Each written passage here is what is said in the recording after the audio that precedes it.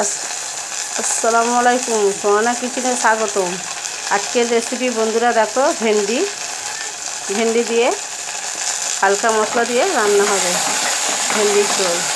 দেখো হাঁড়িতে আমি ভেন্ডিটা দিয়ে দিয়েছি, তার মধ্যে পেঁয়াজ দিয়েছি, সর্ষের তেল দিয়েছি অল্প করে, দিয়ে নাড়ছি বন্ধুরা। এভাবে তেলের উপরে ভেন্ডিটা ভেজে নিলে বন্ধুরা ভেন্ডিটা খড়খড়ানোটা কেটে যায়। আগে মশলা দেবো না, তেলের উপরে ভালো করে নাড়াচাড়া করে নিতে হবে। নাড়াচাড়া করে নিলে কি হয়, ভেন্ডির খড়খড়ানিটা কেটে যায়।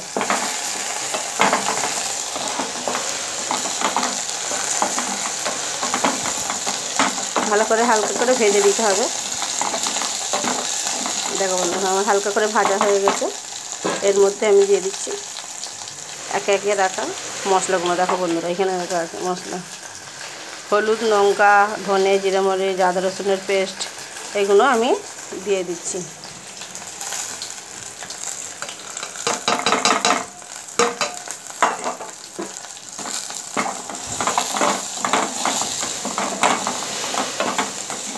দিয়ে ভালো করে নাড়াচাড়া করতে হবে।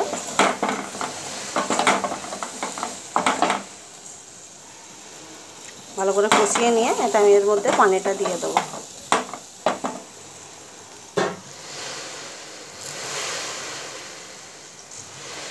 দেখো বন্ধুরা, আমার ভেন্ডি রান্নাটা হয়ে গেল। চটজলদি ভেন্ডি রান্না আমার রেডি হয়ে গেছে। দেখতে পেয়েছো বন্ধুরা, এভাবে চটজলদি একসঙ্গে সব কিছু মশলা দিয়ে কষে রান্না করবে, খুব তাড়াতাড়ি হয়ে যায়, সময়টা খুব কম লাগে।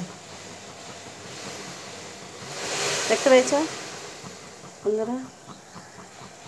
একটু তোমাদের সার্ভ করে দেখাই, একটু দেখতে থাকো বন্ধুরা। ভেন্ডি রান্না আমার কমপ্লিট, আমি ফ্রিজে সার্ভ করে নিচ্ছি। তোমরা এভাবে রুটি বা ভাতের সঙ্গে খেতে পারো, খালে খুব দারুণ মজা লাগে। এভাবে বন্ধুরা তোমরা পাশে থেকো। আল্লাহ হাফেজ।